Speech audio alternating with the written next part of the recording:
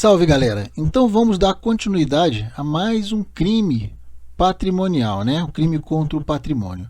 Nós vamos retratar exatamente a apropriação indébita prevista no artigo 168. Então diz o nosso tipo penal: apropriar-se de coisa alheia móvel de que tenha a posse ou ainda a detenção. E aí a pena de reclusão de 1 a 4 anos e multa.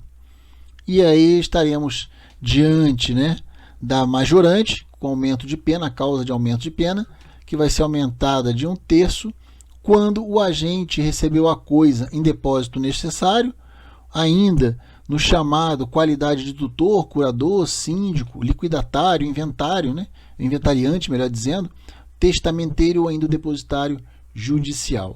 Também em razão do ofício, emprego ou da profissão, é o que nós vamos começar abordando. Galera, vejam, o próprio nome do crime, ou como dizem, o nome iuris, né? Já dá para a gente deduzir o que é o crime de apropriação indébita.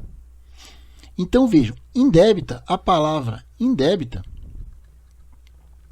ela vai nos dar exatamente a ideia de algo indevido, né? Algo tido como indevido. E, por sua vez, a apropriação, o apropriar-se, ele significa tomar algo como próprio, tomar como próprio alguma coisa. Então, à vista disso, a apropriação indevida, ela significa pegar alguma coisa para si, como se proprietário fosse, e isso de forma indevida, ou seja, é tornar-se proprietário por um comportamento indevido. Vejam, faltou uma pequena condição exigida no nosso crime aqui. Mesmo a gente fazendo essa questão dessa dedução, né, melhor dizendo, do nosso nome in iuris. Basicamente, fechamos, basicamente está completo. Só faltou uma única condição que é exigida para o crime, ou seja, a posse da coisa ela deve ser prévia. Então, na apropriação indébita, nós temos uma posse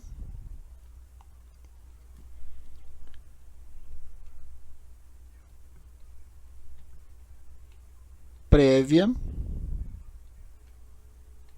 da nossa coisa.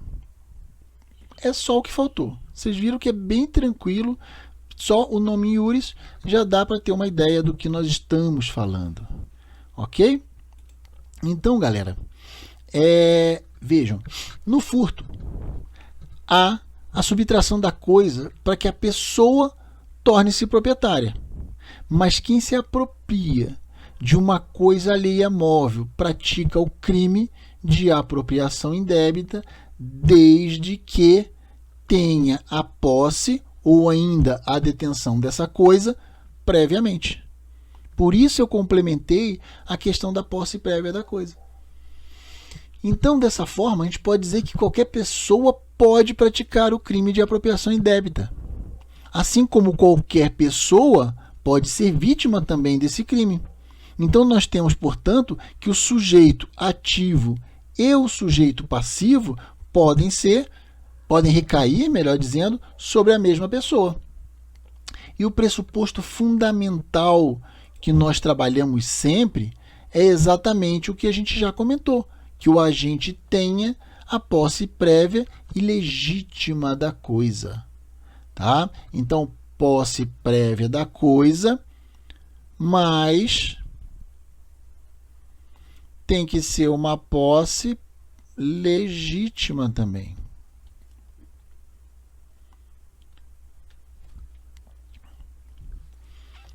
Vejam, o crime ele vai proteger, como regra, o quê? A propriedade. Haja vista que a posse ela já está garantida como sendo legítima. Justamente porque a coisa já está na mão daquele agente, já foi repassado para aquele agente. E como é possível, então, adquirir essa chamada posse legítima da coisa? Galera, pode haver a entrega da coisa, pode haver o aluguel da coisa, o empréstimo da coisa, assim como pode haver também a posse legítima de uma coisa pelo simples fato de uma pessoa trabalhar em um local e receber um determinado bem, né, em função disso. Dentre milhares de exemplos que nós temos. Então, por exemplo, não sei se funciona assim, mas vamos supor que um médico ele trabalha no hospital e ele, em função daquele trabalho, né, ele receba um estetoscópio, por exemplo.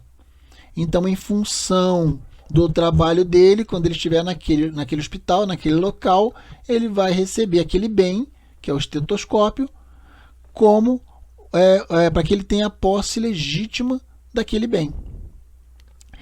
E tenho que destacar para vocês ainda que é de suma importância conhecer o título da posse do bem para que se consiga efetivamente distinguir as hipóteses de apropriação indébita de algum outro tipo, eventualmente, algum outro tipo penal, né, que eventualmente venha a ser colocado no confronto. E tudo vai depender especificamente dessa questão do título da posse. Então, dentro desse nosso contexto da apropriação indébita, a conduta ela vai estar diretamente ligada ao que chamamos título da posse.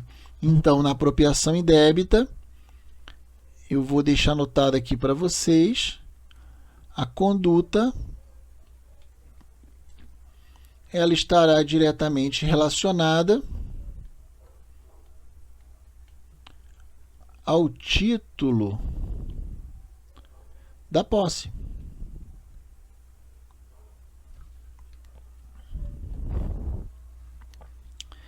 De modo, gente, que há, nesse momento da apropriação indébita, uma inversão do título da posse de uma coisa alheia.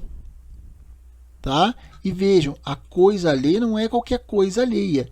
Aqui sim, nós temos a chamada coisa alheia móvel. Então, uma inversão do título da posse de uma coisa alheia móvel. Quando há essa inversão do título da posse, vai ter obrigatoriamente a consumação desse nosso crime de apropriação indébita. Então, vamos ao exemplo. Vamos imaginar que uma pessoa ela pega emprestado o carro de um amigo e comprometa-se a devolver esse carro no domingo, por exemplo, lá no final do dia, foi só para dar um rolezinho, por volta das 19 horas.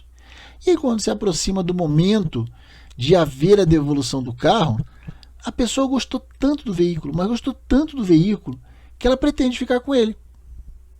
E aí, nesse momento, houve a inversão do título da posse, uma vez que a pessoa passou a olhar para esse carro, para esse veículo, como se fosse o proprietário, como se fosse o dono daquele bem. Tá? E é um bem móvel, um automóvel. Ocorre que essa inversão não se mostra exteriormente, o que vai tornar, para esse nosso exemplo, uma situação complicada, porque o direito penal ele não pune os fatos mentais. Tranquilo até aqui? Então, galera, a gente costuma dizer que o crime de apropriação indébita ele se consuma no momento em que o estado mental da pessoa se exterioriza e não somente fica ali no pensamento. Isso é, quando tem que haver obrigatoriamente a exteriorização do ato de domínio.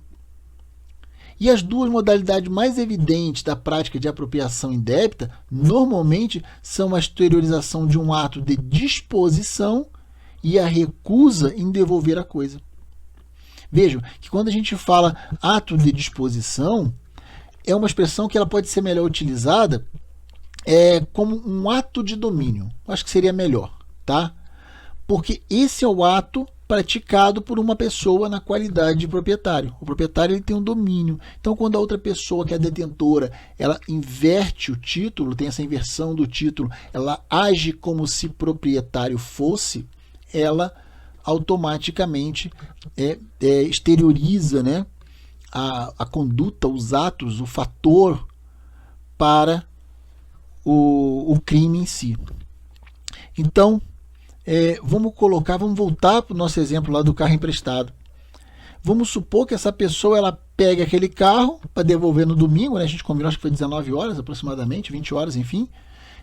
Mas essa pessoa, durante a semana, ela acaba vendendo o carro. Sei lá, 30 mil, 40 mil, independentemente do valor que seja. Vejam que nessa situação, a pessoa que era detentora do carro, de forma legítima, porque houve um empréstimo, a posse era prévia, e essa pessoa acaba dispondo do carro quando jamais deveria fazê-lo. Tá? Então essa é a primeira modalidade da chamada prática da apropriação indébita.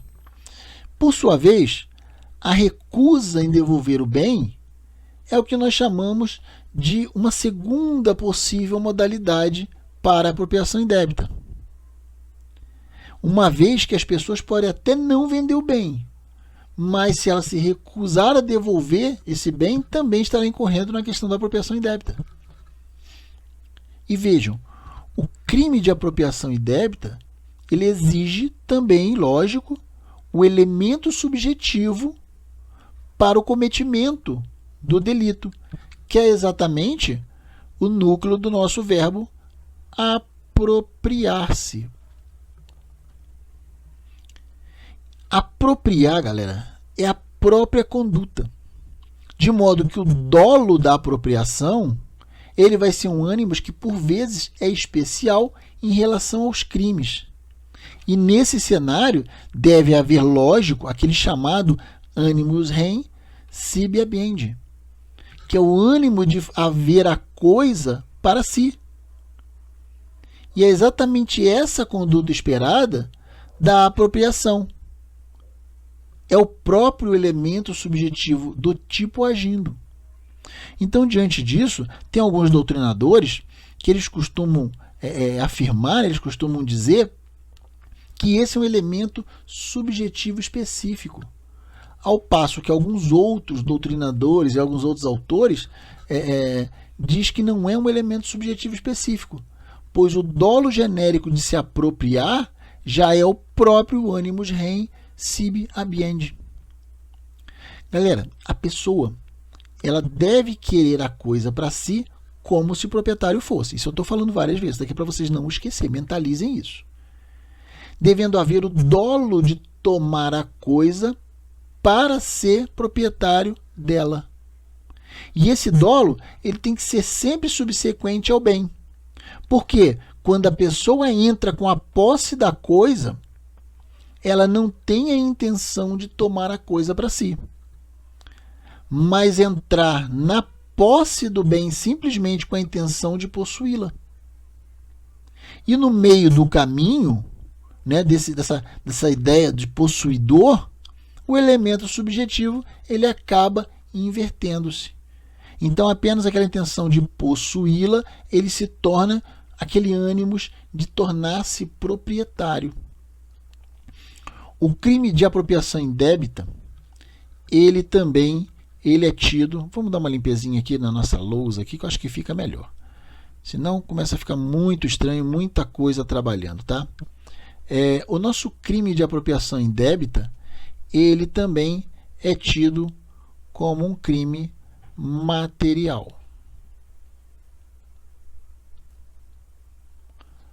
E por que é um crime material? Vocês lembram que para ser um crime material, ele precisa gerar um resultado naturalístico. E esse resultado naturalístico, ele na realidade é um decréscimo, ainda que transitório, do patrimônio da vítima, de uma pessoa, de um terceiro, né? Então, por esse motivo, o crime ele vai se consumar com um ato de exteriorização do domínio do bem. Tem vários autores que admitem a tentativa desse crime de apropriação indébita, tá? Como é o caso, por exemplo, da tentativa da venda de um bem na qual a pessoa está na posse. Esse exemplo a rigor é o exemplo da tentativa de apropriação indébita. foi visto que quando uma pessoa entra na posse de um bem, né, ela ainda não está imbuída do dolo da apropriação. E é isso que vai diferenciar esse crime do crime de estelionato. No estelionato, a posse do bem não é obtida legitimamente, mas sim mediante uma fraude. Então, galera, a pessoa já tem a intenção de apropriar-se do bem antes mesmo de entrar na sua posse. Então, muito cuidado. Nós temos que atender à apropriação indébita e nós temos que saber diferenciá-la do crime de estelionato, que é o famoso 171 do Zeca Pagodinho e do Código Penal, tá, galera? E é exatamente esse ponto que a banca ela tende a confundir a cabeça de vocês. Então, isso que eu estou passando para vocês é exatamente o que pode cair, tá? Então, vejam, como eu falei, no estelionato, a posse do bem, eu vou repetir, ela não é obtida, melhor dizendo, de forma legítima, mas ela é obtida mediante fraude. E essa pessoa que comete o estelionato, bem antes de entrar na posse dela o bem, ela já tem a intenção de apropriar-se. Então, aquela fraude empregada no estelionato vai ser o meio utilizado para obter uma vantagem, que pode ser a posse de um determinado bem.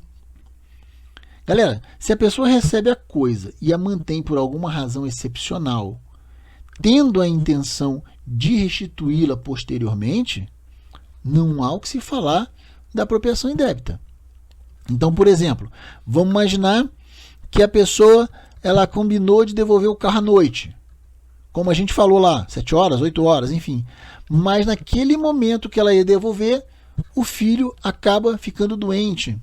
Então a pessoa pega esse carro e leva o filho para o hospital para só então depois devolvê-lo.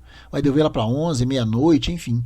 Veja, galera, que essa pessoa, ainda que esteja manifestando uma recusa tácita de devolver aquele bem, ela não tem a intenção de não restituir. E essa é a razão pela qual ela não vai praticar o crime de apropriação indébita. Matamos aqui o caput, falamos bastante, arrebentamos, não temos dúvida, sabemos diferenciar a apropriação indébita de estelionato. Então vamos falar das nossas majorantes, da causa de aumento de pena para o crime de apropriação indébita. Então diz o parágrafo 1º que a pena é aumentada de 1/3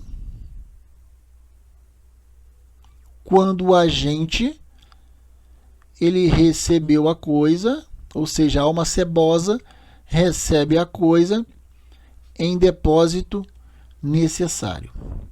Também quando recebe a coisa na qualidade de tutor, enfim, mas vamos falar do depósito necessário. Em relação a esse depósito necessário, tá? Vejam que o Código Civil, e a gente às vezes faz umas menções sobre ele, ainda que a gente trabalhe mais com a parte penal, né? Ele vai tratar acerca desse chamado depósito necessário. E esse depósito necessário, ele pode ser dividido em depósito legal, ok? E o depósito legal é aquele decorrente da própria lei, como o próprio nome induz, né? Como é o caso, por exemplo, de um funcionário público que recebe um bem em função da sua razão, como a gente acabou de falar, a exemplo do médico que recebe, por exemplo, o estetoscópio, tá? Nós temos ainda o depósito necessário, chamado como depósito necessário miserável. E aí esse depósito necessário miserável, ele vai decorrer, por exemplo, de uma situação de calamidade pública, em que uma pessoa perde a sua casa ali, mas ela recupera os bens e deixa os bens em depósito, né, de uma terceira pessoa, do agente. O agente recebe, então, esse depósito necessário miserável para manter o depósito das coisas, né, a guarda dos bens, tá? E nós temos ainda o chamado depósito necessário por equiparação.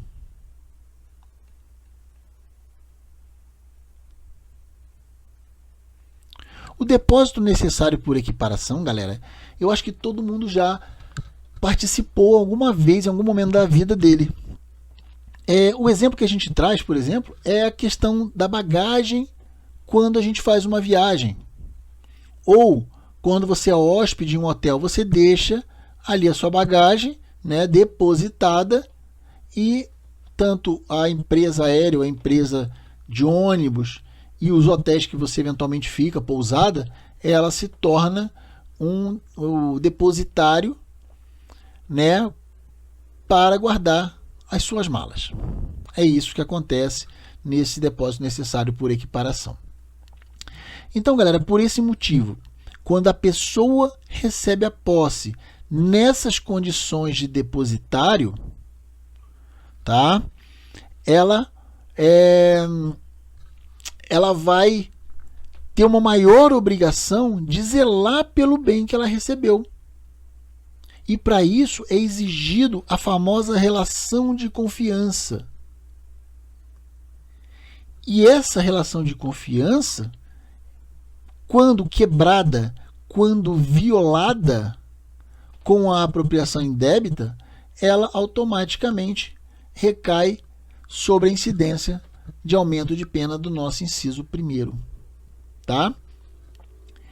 Vejam que essa questão do depósito necessário, que é dividido, né, nas 3 categorias dentro do Código Civil, representa apenas uma das hipóteses de apropriação nos depósitos miseráveis. Tá? Por ocasião, como eu falei com vocês, de alguma calamidade. Mas pode ser também que recaia a apropriação indébita tanto no legal quanto no da equiparação que a gente falou. Então, nessa linha de raciocínio, também vai praticar a apropriação indébita de acordo com o nosso inciso 2, aquele agente, aquela pessoa que esteja na qualidade de tutor, de curador, de síndico, de liquidatário, de inventariante, de testamenteiro ou ainda do depositário judicial. Vejam que o rol desse inciso 2º, ele é exaustivo, mas a sua redação ela é bem antiga, de modo que o síndico ali considerado, tá? Esse síndico que nós consideramos aqui não é o síndico do prédio, puro e simples, tá? Ele é o que nós chamamos administrador judicial, que está previsto na lei de falência. Então, onde está escrito síndico aqui, entenda-se o administrador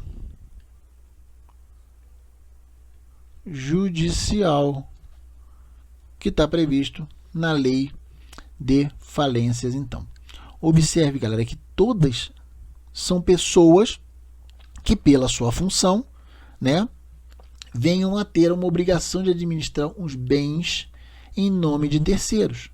Ou seja, tem que zelar pelos bens de terceiros, razão pela qual recebem a posse desses bens para fins da administração.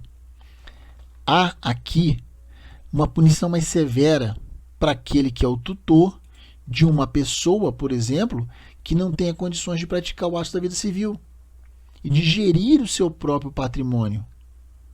E ainda assim, vem se locupletar do patrimônio dessa parte, dispondo dos bens de uma pessoa eventualmente incapaz. E aí, por fim, há ainda uma causa de aumento de pena para aquela pessoa que pratica o crime em razão do ofício, que está aqui no nosso inciso 3º, em razão de ofício, em razão do emprego ou em razão da profissão.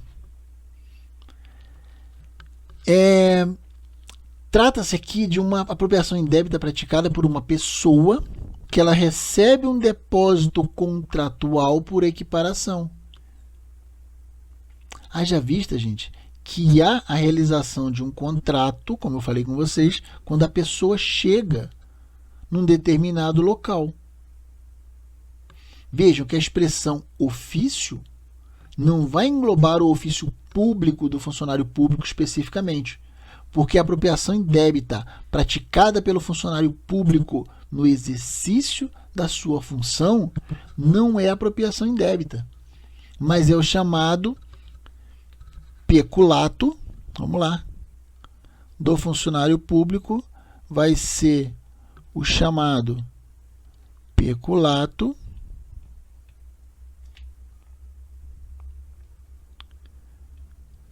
apropriação.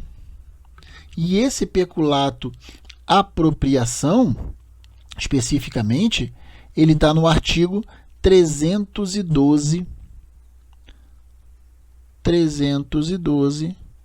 do nosso Código Penal. E a gente vai dar uma analisada depois sobre esse tema. Tá? Então veja que nessa relação de especialidade do funcionário público, o artigo 168, inciso 3º, ele não vai incidir. Mas há uma tendência da banca querer empurrar vocês para esse labirinto, para esse desfiladeiro, como eu digo. Então vejam, tesoureiros, advogados, empregados de empresa que recebe a posse de bem em razão do emprego e profissão e que venha eventualmente apropriar-se desses bens, é o que está inserido aqui dentro do nosso inciso 3º.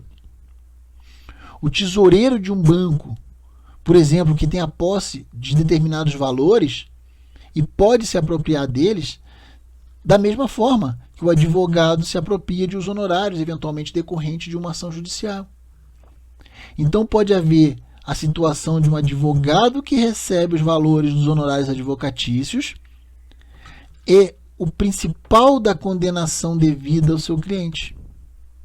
A obrigação do advogado é receber os valores e repassar ao cliente. Mas uma vez que ele se apropria desses valores, há, logicamente, apropriação indébita com essa majorante.